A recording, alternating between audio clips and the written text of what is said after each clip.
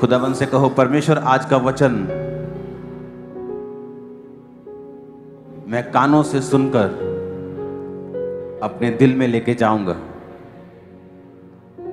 और उस पर चलूंगा, प्रभु यीशु के नाम में, आमीन। जितना ऊंचा ये ब्लेसिंग उतनी बड़ी है, जितनी ताकत है हाथों में, तारीफ कर दो खुदावन।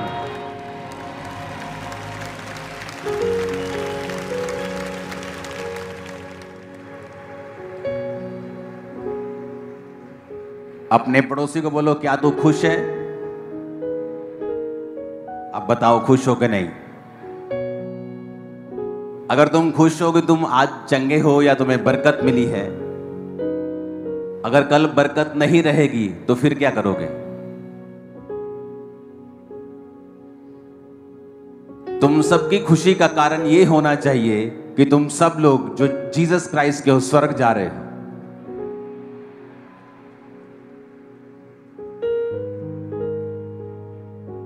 और जब तुम्हारा आनंद इस बात पे टिक जाएगा कि तुम स्वर्ग जा रहे हो, तुम अनंत जीवन पा चुके हो, फिर इस दुनिया की कोई भी अटैक, क्योंकि शैतान देखता है अगर तुम पैसे से प्यार करते हो परमेश्वर से भी ज्यादा, तो वो तुम्हारे पैसे के ऊपर अटैक करता है। जब वो देखता है कि तुम अपने परिवार से परमेश्वर से भी ज्यादा प्यार करते हो, वो तुम्हारे परिवार के ऊपर अटैक करता है। लेकिन जब तुम्हारी खुशी का आधार जो होगा वो परमेश्वर होगा और साल्वेशन होगी, स्वर्ग जाना होगा, तुम्हें किसी चंगियाई की इंतजार करने की जरूरत नहीं है। तुम रोज सुबह उठकर आनंद मना सकते हो, नाच सकते हो, झूम सकते हो, क्योंकि तुम स्वर्ग जा रहे हो। हालेलुया। इब्रानियां 5 उसकी 7 और 8 आयत, और रोमियो 8 उसकी 15 और 16 और 17 आयत। रोमियो 8 उसकी 15 से 17 आयत में लिखा है, क्योंकि तुमको दासत्व की आत्मा नहीं मिली कि भयभीत हो, परंतु लेपालकपन की आत्मा मिली है, जिससे तुम हे अब्बा, हे पिता कहकर उसको पुकारते हो। आत्मा आप ही हमारी आत्मा के साथ गवाही देता है कि हम परमेश्वर की संतान हैं। यदि संतान है तो वारिस भी, वरन परमेश्वर के वारिस और परमेश्वर के संगी वारिस हैं। जब तक हम उसके साथ दुख उठाएं तो उसके साथ हम महिमा भी पाएंगे।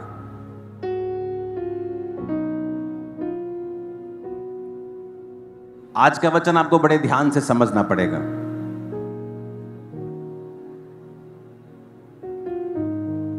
इब्रानियों 5 उसकी 7 और 8 आयत में लिखा है, यीशु ने अपनी देह में रहने के दिनों में ऊंचे शब्द से पुकार कर और आंसू बहा कर उससे जो उसको मृत्यु से बचा सकता था प्रार्थनाएं और विनती की, और भक्ति के कारण उसकी सुनी गई। पुत्र होने पर भी उसने दुख उठा कर आज्ञा माननी सीखी।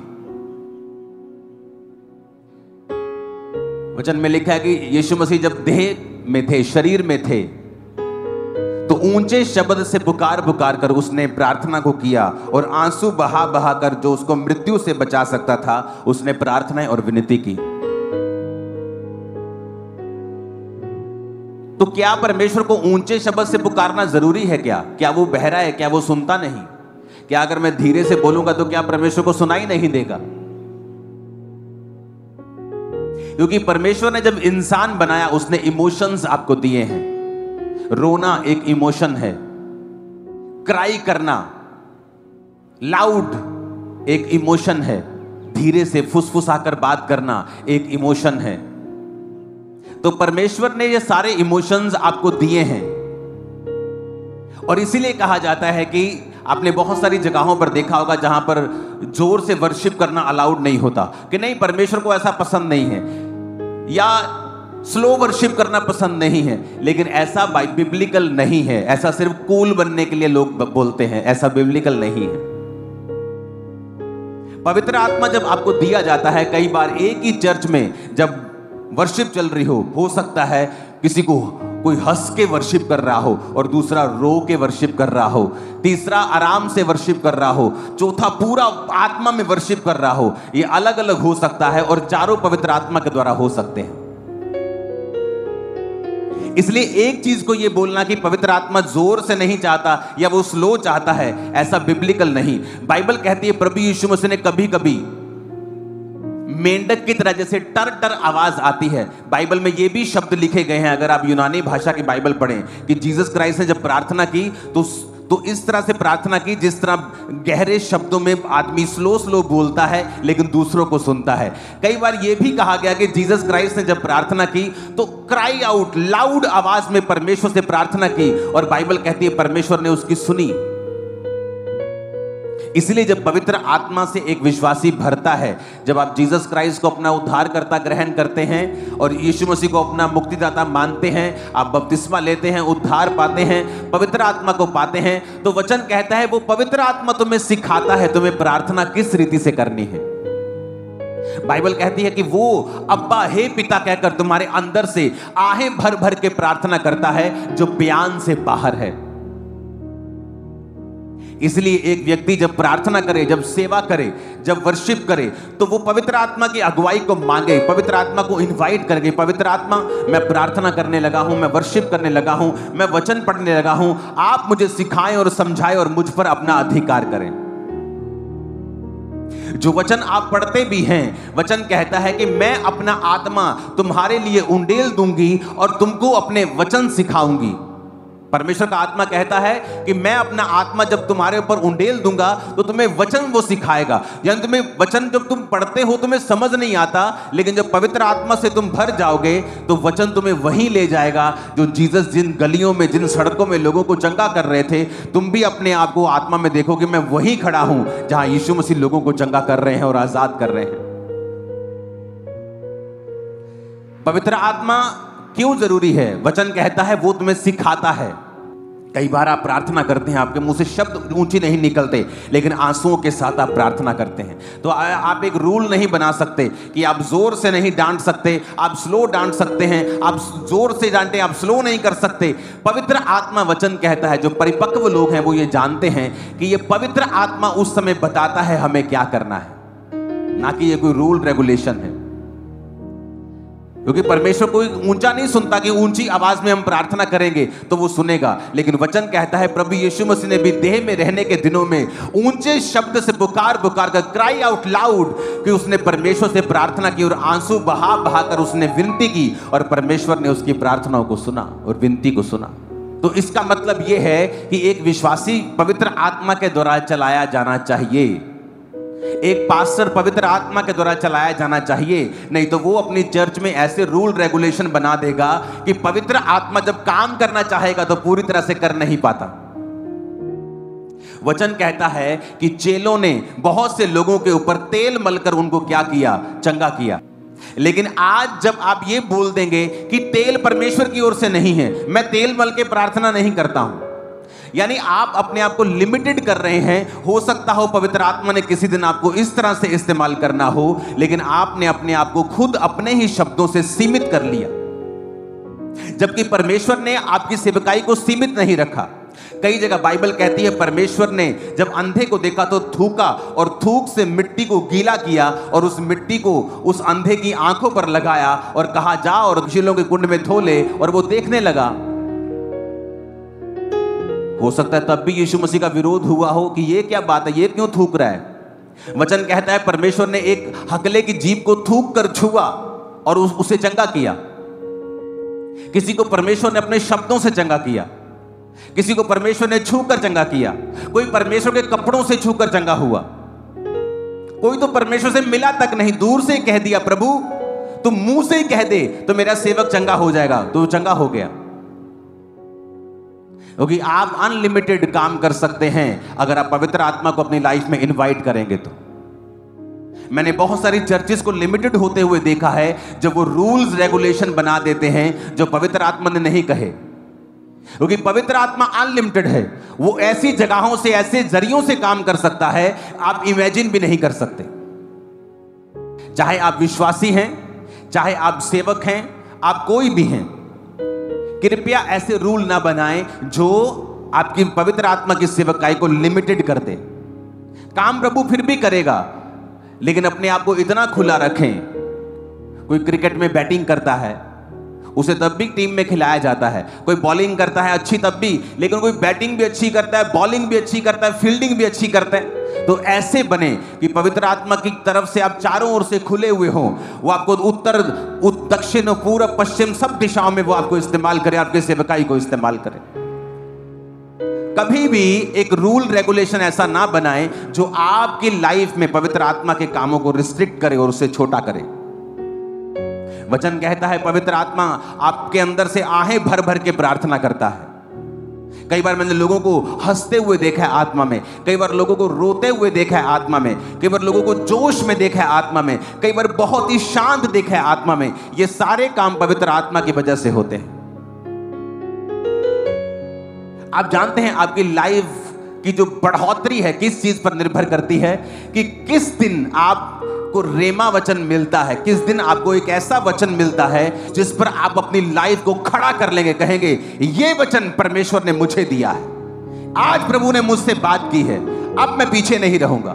जिस तरह मेरी लाइफ में हुआ, मैं 100 बार बता चुका हूं कि मेहनत नहीं करता था, लेकिन प्रभु से हीलिंग चाहता था।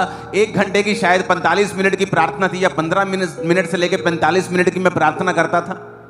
और प्रभु ने कहा कुरंथिया के वचन के अनुसार, 1 कुरंथिया 15 उसके 58 कि हे मेरे प्रिय भाइयों, हियाव बांधो, दृढ़ रहो, प्रभु के काम में सर्वदा बढ़ते जाओ, क्योंकि तुम जानते हो प्रभु में किया गया परिश्रम कभी भी व्यर्थ नहीं है। आमीन। ये वचन था जो मेरे सामने आया, और जब उस वचन को मैंने पढ़ा तो मुझे लगा कि ये प्रभु ने मुझसे बात की है। पवित्र आत्मा ने उस वचन को जीवित कर दिया। उस वचन पर मैंने अपनी जिंदगी खड़ी कर ली, फास्टिंग की, 1 बार 40, 2 बार 40, 3 बार 40, मेहनत करता गया। और क्योंकि मेरे दिल में आ चुका था कि परमेश्वर ने कहा है कि मुझ में की गई मेहनत कभी भी व्यर्थ नहीं होगी। कितने इन बातों को समझ रहे हैं? एक व्यक्ति प्रभु को जानता था और एक आम विश्वासी था, और उन समयों की मैं बात कर रहा हूं जो समय आज तक का दुनिया का सबसे डिप्रेशन से भरा हुआ समय था। वर्ल्ड वॉर 1, वर्ल्ड वॉर 2,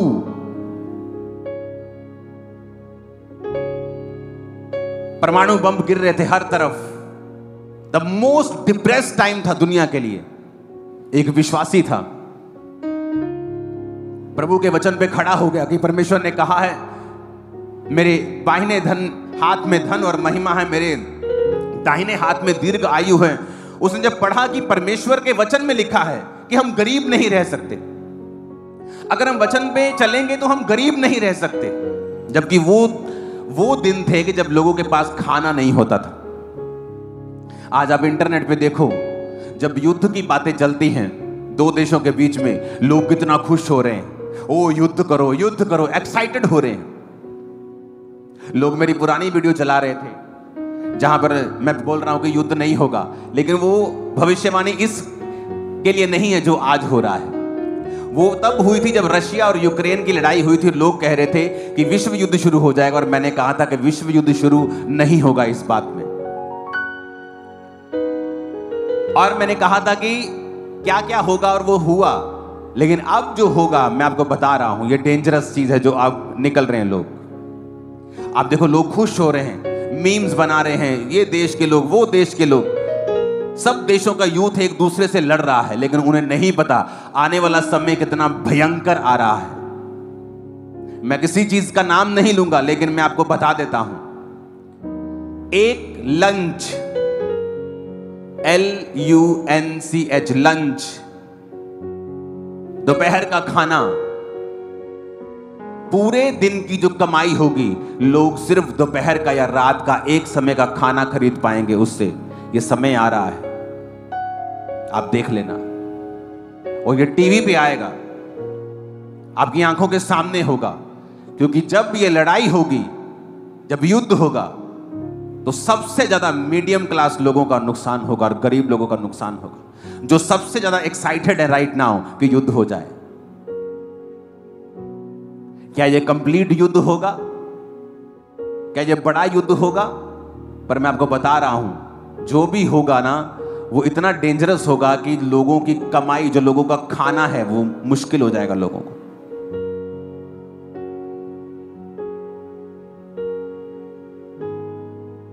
तो 2015 से मैं आपको एक प्रोफेसी कर रहा हूं। उस एक सेकंड प्रोफेसी लंबी थी, लेकिन मैं चाहता नहीं मैं लंबा अभी जाऊं। वो एक 30 सेकंड की वीडियो को मैं सिर्फ आपको दिखाऊंगा, बाकी आप इंटरनेट से देख लेना। मैंने लोगों को बताया आने वाले टाइम में, आने वाले सालों में जिसके पास चांदी होगी उसकी चांदी होगी, जिसके पास सोना और चांदी होगी वो सबसे अमीर होगा। और आप ये मैसेज आज से 10 साल बाद निकाल निकाल के इंटरनेट से फिर सुनेंगे और आप हैरान होंगे कि एक एक वर्ड पूरा हुआ, सिंगल वर्ड आप देखोगे परमेश्वर ने किस तरह जाहिर किया। पहले जुलाई 2017 को गोल्ड का रेट 27,900 प्रति 10 ग्राम था।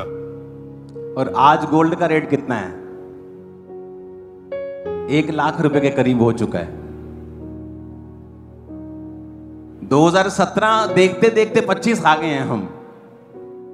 और तब लोग कहते थे बड़ा महंगा है, सोना बहुत महंगा है, 27,000 रुपए तोला कौन लेगा। आज 1 लाख रुपए के करीब है। और परमेश्वर ने कहा था जिसके पास सोना होगा वो अमीर होगा, चांदी होगी वो अमीर होगा। अभी ये फुलफिलमेंट नहीं है प्रोफेसी की, अभी ये कंप्लीट नहीं हुई। आप आने वाले समयों में देखोगे जब व्यापार सिर्फ सोने और चांदी से होंगे, करेंसी से नहीं होंगे। लेकिन ये लंबा समय है इसका। और ये चीजें, ये जो बढ़ोतरी है, इस बात का सबूत है कि आपको एक एक चीज बताई जा रही है कि फ्यूचर में किस चीज की वैल्यू होगी। वो जमीनों की वैल्यू होगी, खेती की जमीन की वैल्यू होगी, सोने की वैल्यू होगी, चांदी की वैल्यू होगी, जानवरों की वैल्यू होगी। अगर आपके बैंक में 27,000 पड़े थे 2017 को, तो वो अगर आप उसकी कैलकुलेशन करेंगे तो 30,000 के करीब भी आपको मिलेंगे नहीं 8 साल बाद भी, अगर आप ब्याज लगाएंगे तो। लेकिन अगर आप वो सोना लिया होता, उस बात को आपने समझ के, तो वो 1 लाख हो चुका होता। अब जो होने वाला है मैं आपको बता रहा हूं, युद्ध छोटा हो, स्ट्रेटेजिक चीजों के साथ हो, एक खास जगह के ऊपर करे कोई, लेकिन मैं आपको इसका रिजल्ट बता देता हूं। एक लंच, पूरे दिन की कमाई के साथ सिर्फ एक लंच आया करेगा। और मैं ये भी बता दूं कि इस देश में ये हालत नहीं होगी इतनी बुरी। इसलिए नहीं कि मैं इस देश का वासी हूं, नहीं, मैं आपको बता रहा हूं मैं ऐसा नहीं हूं। मैं सबसे प्यार करता हूं, लेकिन मैं आपको बता रहा हूं कि फ्यूचर में डेंजरस चीजें शैतान लेकर बैठा है। और कृपया प्रार्थना करें कि परमेश्वर शांति बनाए रखे। उससे हो सकता है जो चीज बड़ी होनी है वो छोटे पे टूट जाए और खत्म हो जाए। क्योंकि मैंने लंच को देखा है और फुल डे की वेज को देखा है। तो क्रिश्चियन लोगों को यह बात समझनी चाहिए कि हमें प्रार्थना करनी है, हमें प्रार्थना करनी है मीडिया बुद्धिमान बने, हमें प्रार्थना करनी है कि परमेश्वर शांति को लेके आए। क्योंकि ये 2025 मैंने आपको पहले से ही बता दिया था। अगर आप 31 की मीटिंग को देखेंगे कि जो लोग समझ रहे हैं कि हैप्पीएस्ट न्यू ईयर से हैप्पीएस्ट हो जाएगा, ये ईयर बिल्कुल भी हैप्पीएस्ट नहीं होगा। क्योंकि घटनाएं होती रहेंगी पूरा साल, जो मार्केट को, शेयर मार्केट को अप डाउन करती रहेंगी और जो लोगों की इकोनॉमी को नीचे करती रहेंगी और अलग अलग चीजें होती रहेंगी, घटनाएं होती रहेंगी। क्रिश्चियन लोग अगर आप ये बात को समझ जाएंगे, ये साल अगर आप फास्टिंग, प्रेयर, बाइबल रीडिंग करेंगे जितना आपने पहले कभी नहीं किया, ये साल आपकी एक ऐसी नींव पड़ जाएगी जो आने वाली जनरेशन तक आपकी हेल्प करेगी। और ये यादगार साल होगा आप लोगों के लिए कि इस साल मैं परमेश्वर में फास्टिंग करना शुरू किया था, मैं परमेश्वर में प्रार्थना करना शुरू किया था। आने वाले समय में ये बात मेरी लिख लेना, फोर्सफुली आपको प्रार्थनाएं करनी पड़ेगी। ऐसा ऐसा ऐसा माहौल बन जाएगा, आपको प्रार्थना करनी पड़ेगी। आपको दिक्कत होगी, मुश्किल होगी, लेकिन जो लोग पहले से प्रार्थना करते हैं, पहले से परमेश्वर के करीब हैं, पहले से फास्टिंग करते हैं, उनके लिए वो नॉर्मल होगा। जब कोविड आया तो लोगों को बड़ी दिक्कत हुई, मर गए, डिप्रेस हो गए। मेरे लिए कोई प्रॉब्लम नहीं थी क्योंकि मैं तो जीता ही वैसे था। यहां चर्च से घर, घर से चर्च, ऑफिस, काम, ये मेरी लाइफ थी। तो मेरी लाइफ बिल्कुल बदली नहीं क्योंकि मैं पहले से ही परमेश्वर की परफेक्ट विल में चल रहा था। तो मुझे कोविड से कोई दिक्कत नहीं हुई। आज भी मेरा लाइफस्टाइल वही है। मेरी ये कॉलिंग है, आपकी कॉलिंग अलग है। जब आप पवित्र आत्मा के चलाए चलते हैं, आपका लाइफस्टाइल परमेश्वर ऐसा कर देता है कि दुनिया में जो कुछ भी होता रहेगा आपको 1% भी फर्क नहीं पड़ेगा, बल्कि आप ऊंचे किए जाएंगे और आजाद किए जाएंगे। मैं आपको बता रहा हूं क्योंकि ये पवित्र आत्मा आपको बताएगा।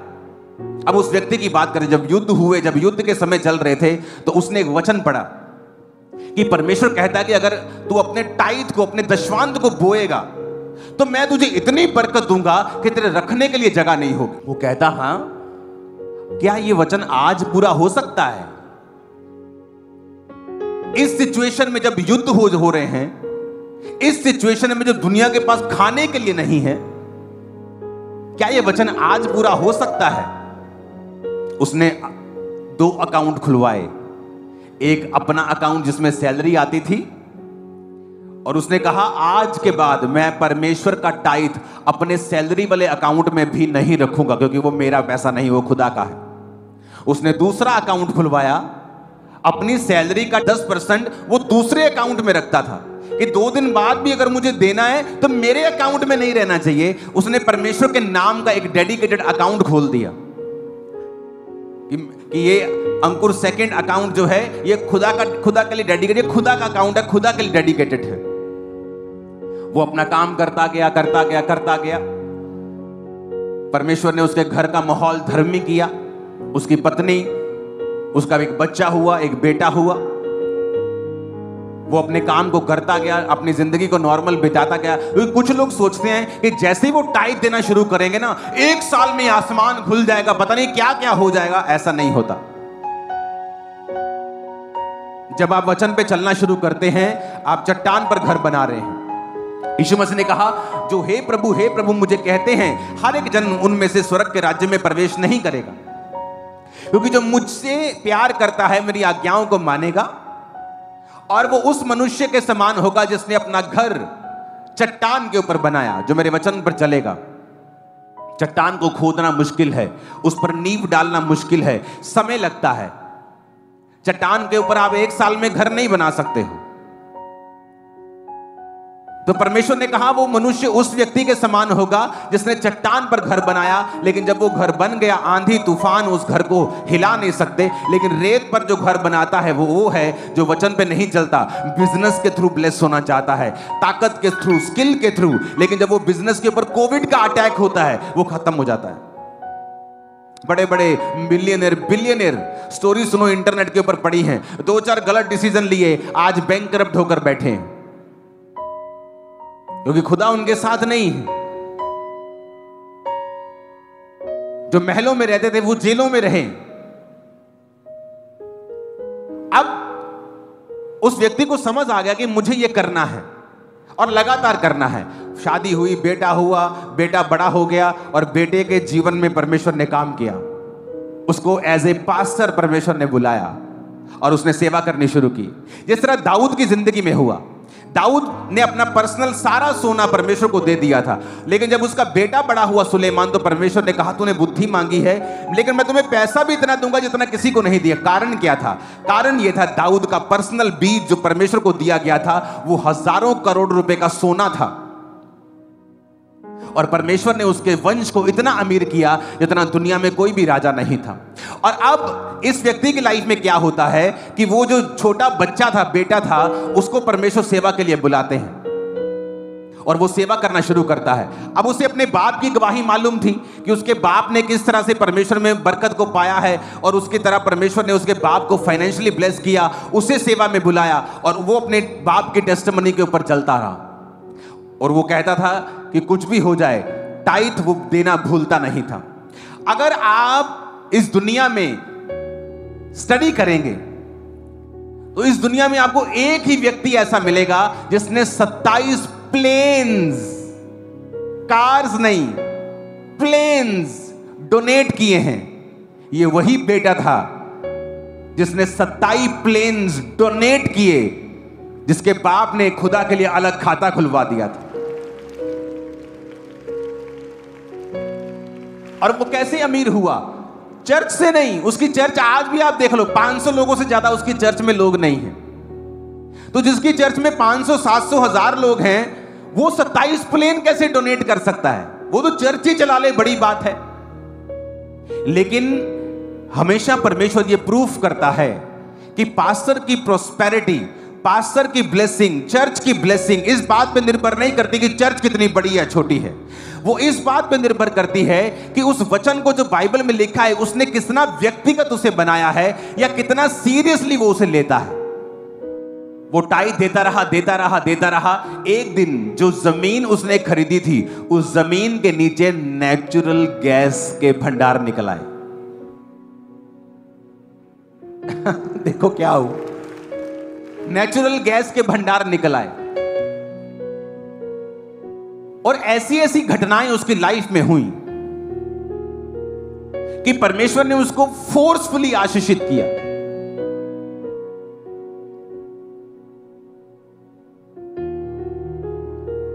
और लोग आज भी हैरान है कि 500 लोगों की चर्च है और यह व्यक्ति 9000 करोड़ का मालिक कैसे हो सकता है? क्योंकि टाइट, बाप टाइट, बेटा टाइट, मिनिस्ट्री टाइट। खुदा ने कहा रखने की जगह नहीं होगी, इतनी बरकत दूंगा। आज वचन पे खड़े होने वाले लोग बहुत थोड़े हैं। किसी के पास बेबी नहीं, वो वचन पढ़े, गर्भ का फल यहोवा की ओर से प्रतिफल है। आप चाहो तो इस वचन के ऊपर लड़ सकते हो परमेश्वर से कि प्रभु तेरे वचन में लिखा है। करो 10 साल प्रार्थना, 5 साल प्रार्थना और खुदा गर्भ खोल देगा, मैं जानता हूं। लेकिन वचन पे खड़े होने वाले लोग नहीं हैं।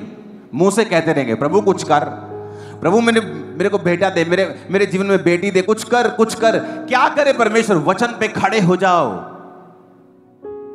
वचन को व्यक्तिगत कर लो कि परमेश्वर कहता मैं टाइट दूंगा तो रखने की जगह नहीं होगी।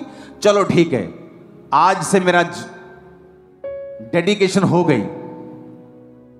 और सालों चली, पीढ़ी दर पीढ़ी चली और परमेश्वर ने इतना ब्लेस किया कि उस व्यक्ति ने 27 प्लेन्स डोनेट किए। आज भी जिंदा है, 60 साल से प्रचार कर रहा है, 88 साल का हो गया है। अगर आप गूगल पे जाएं तो केनेथ कोपलैंड की गवाही आप पढ़ सकते हैं। इमेजिन करो कि किस तरह से परमेश्वर ने ब्लेस किया अपने लोगों को।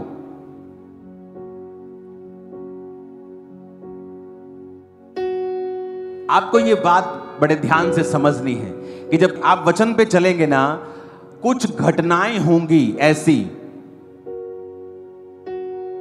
जिन्हें आप नहीं घटा सकते थे, आप घटित नहीं कर सकते थे, वो खुदा ने की हैं क्योंकि आप प्रभु के वचन से वफादार हैं।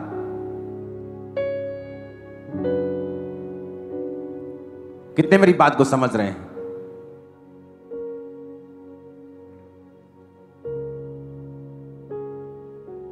जब मैं सेवकाई में आया, जब मैंने सेवकाई को किया तो शैतान मुझसे ये कहता था कि तू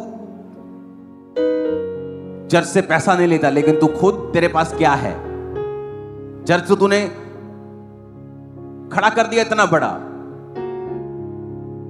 100 एकड़ में चर्च खड़ा कर दिया, लेकिन तेरे पास क्या है? तू अपना बिजनेस छोड़ के आया, तू 25-30 लाख महीना कमाता, तो तेरे पास क्या है? लेकिन मैं सेवकाई में लगा रहा क्योंकि चर्च से मैंने घर नहीं बनाया, चर्च के पैसों से उसका फायदा नहीं उठाया। एक दिन मैं दुबई में था घूमने के लिए एक होटल में, और मैं और मेरी वाइफ वहां से निकल रहे थे, तो एक ऑफिस था वहां पे किसी कंपनी का। तो वो जो कंपनी वाले व्यक्ति थे वो हमें इनवाइट करने लगे बाहर से, प्लीज कम, ये आपको अपार्टमेंट देखो, ये घर देखो, आप देख। हमने कौन सा लेना था, 80 भाड़ के होते, चलो टाइम पास करते हैं 5 मिनट। हाँ किथे है, वो किथे है, हाँ ये ऐसा है, ये ऐसा है, आप यहाँ पे लेंगे तो आपको फ़ायदा होगा। मैं कहा हाँ हाँ ठीक है। कहती आपने देखना है। मैंने कहा कहाँ जाना पड़ेगा? मैं कहा नहीं हम टूरिस्ट हैं, मेरे पास गाड़ी नहीं है, तो कहाँ? कहते नहीं नहीं आप चिंता मत करो, गाड़ी हम मंगवा के देंगे। मैंने कहा ठीक है, अगर आप गाड़ी मंगवा के तो चलते हैं, नाले झूठे ले आवांगे। तो गाड़ी आई, हमें ले गई। वो आदमी सामने से कहता जी आओ जी तो दिखाने, पंजाबी बोलता था। वो मेरे को एक जगह ले गया, उसने कहा ये वाला घर है। हम घर में गए, हमने घर पसंद कर लिया, कहा बहुत अच्छा है, बहुत अच्छा है। उसको मालूम था कि मेरी बैकग्राउंड क्या है। उसने कहा ये वाला घर है। मैंने कहा ठीक है, लेकिन कितने का? इतने का। मैंने कहा इतने पैसे मेरे पास नहीं। कहता जान दो जनाब, तू तो भावें पूरा मोहल्ला खरीद लो। मैं कहा यार मैं अपने लिए लेना, चर्च ने नहीं लेना। चर्च का पैसा अलग है, मेरा पैसा अलग है। मेरे पास पैसे नहीं है इतने कि मैं इतना बड़ा घर खरीद लूं। कहता कोई नहीं, तुम चिंता ना करो, मैं तो बैंक तो ना लोन करा देना। मैं कहा मैं लोन भी नहीं लेता हूं। कहता अच्छा फिर ऐ करते हैं आप कोई ऐसा दा सिस्टम बना लांगे कि तुसी घर भी ले लोगे तो तुहानू इंटरस्ट भी नहीं पाएगा और घर भी तुहाडा हो जाएगा, तुम 2-3 साल च उन्होंने पैसे दे दियो। मैं कहा एक ठीक है चलेगा। एडवांस भेज दिया। बाद कहता नहीं सर होया नहीं, तुहानू लोन ही लेना पैना। उसने फंसा लिया मेरे को। फिर मेरी पेमेंट गई हुई थी थोड़ी सी, फिर मुझे लोन लेना पड़ा और मैंने वो घर लिया। अब वो लोन की किस्त मुझे ना देनी पड़े। देखो परमेश्वर ने क्या किया। एक समय आया, परमेश्वर ने जो घर मैंने लिया था लोन के ऊपर थोड़ा सा पैसा देके, उसकी वैल्यू को परमेश्वर ने दुबई में बढ़ा दिया। वो दुबई में है घर। देखो क्या हुआ, दुबई में उसकी वैल्यू बढ़ गई। जब वैल्यू बढ़ गई तो मैंने अपनी टीम को कहा कि मैं जो किस्त देता हूं ना घर की लोन की, मुझे नहीं देनी, मैं लोन पे बिलीव नहीं करता हूं, कुछ सिस्टम बनाओ। उस घर को हमने रीलोन करके एक नया घर लिया और उस घर को रेंट पे चढ़ाया। अब वो अपनी किस्त भी देता है और मेरी किस्त भी देता है। हालेलुया। अब इमेजिन करो मेरे पास 2 घर हैं और बिना पैसे के प्रभु ने मुझे दिए हैं, फेवर के साथ। कितने मेरी बात को समझ रहे हैं? और हम हैरान होते हैं कि जब आप वचन के ऊपर चलना शुरू करते हैं, आपको लोगों के पैसों की जरूरत नहीं, खुदा ऐसी घटनाएं करेगा, आपको बढ़ा देगा। उसने जमीन ली, नीचे नेचुरल गैस निकल आई। जमीन ली, जमीन के रेट बढ़ गए। किसने किया? परमेश्वर ने। कहता मैं योजनाएं बनाऊंगा, मैं योजनाएं बनाऊंगा, तुम्हें ब्लेस किस तरह से करना है। तुम्हें चोरी करने की जरूरत नहीं, डाका मारने की जरूरत नहीं, लोगों के हाथों की ओर देखने की जरूरत नहीं। हालेलुया। परमेश्वर फिर आपका इंतजाम करता है और वो आपको प्लान करता है किस तरह से आप बढ़ें, किस तरह से आप आशीषित हों।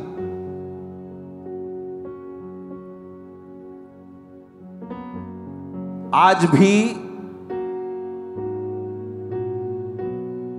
मेरा टाइट अलग रखता हूं। अपने पैसे वाले बक्से में डालता तक नहीं हूं, या अगर बैंक गए हैं तो डालता तक नहीं, उन्हें अलग कर देता हूं उसी दिन, और वो अलग जगह होते हैं।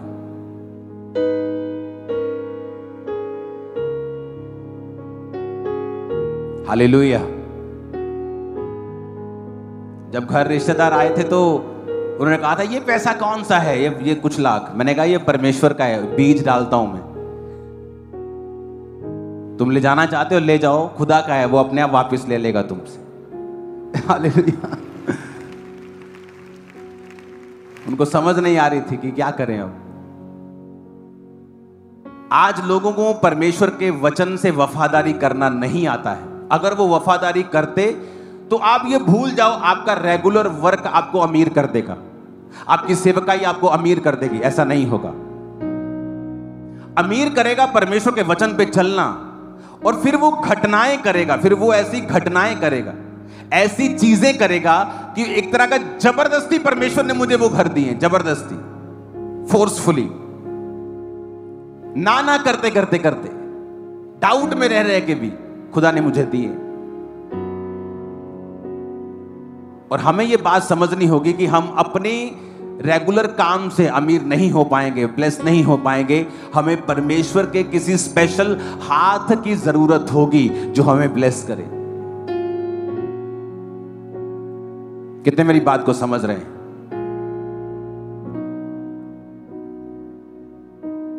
हालेलुया। जो कुछ मैंने परमेश्वर के लिए छोड़ा, अपने बिजनेस को छोड़ा, और मैं आपको बता देना चाहता हूं, जिस दिन पहले दिन मैं चर्च गया हूं, मेरी मंथली जो मेरी पॉकेट मनी होती थी वो 3500 रुपया थी 2004 में। और मुझे आज भी याद है कि 700 750 रुपया मैं परमेश्वर के लिए निकालता था।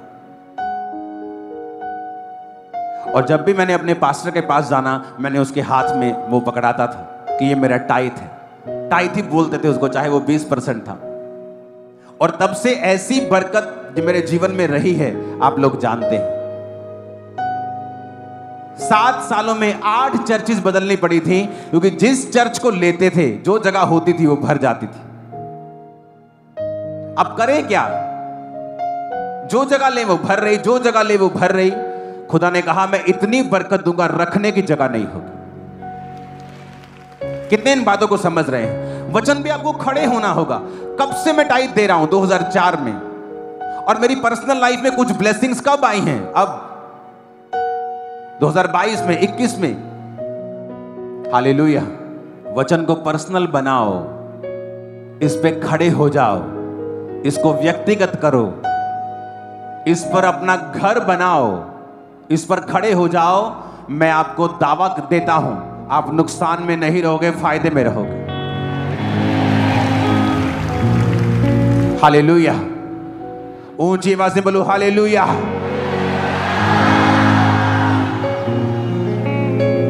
और इस वजह से कि आप टाइदर्स हैं, परमेश्वर योजना बनाएगा। आप वचन पे खड़े हैं कि प्रभु तेरे वचन में लिखा है तुझ में की गई मेहनत व्यर्थ नहीं होती। आप जब भी प्रार्थना करते हैं, जब भी मेहनत करते हैं, इस वचन से करते हैं, प्रभु मैं ये मेहनत कर रहा हूं, तुझ में की गई मेहनत व्यर्थ नहीं जाती, नहीं जाएगी व्यर्थ।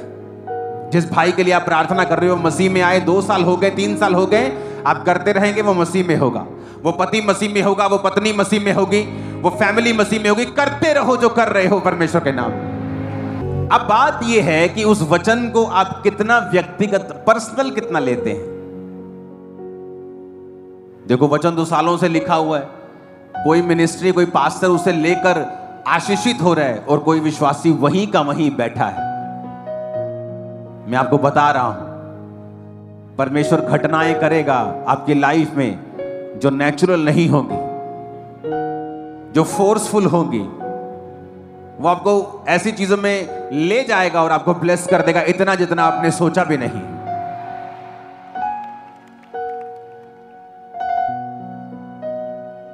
Hallelujah, hallelujah. अब परमेश्वर ने ऐसा सिस्टम बनाया मेरी लाइफ में कि राह चलते चलते बिना किसी मर्जी के परमेश्वर ने मुझे वो घर दिए, और वो लोन फ्री भी हो जाएंगे कुछ ही महीनों के अंदर अंदर। कि किस तरह से परमेश्वर ने मुझे वो ब्लेस, वो आशीषित किया, किस तरह से ब्लेसिंग दी, ये अनइमेजिनेबल। इसलिए तो उसने कहा कि जहां तू जाएगा मैं तुझे फेवर दूंगा। वो 750 रुपया, 700 रुपया टाइज जो मैं निकालता था, मुझे आज भी याद है।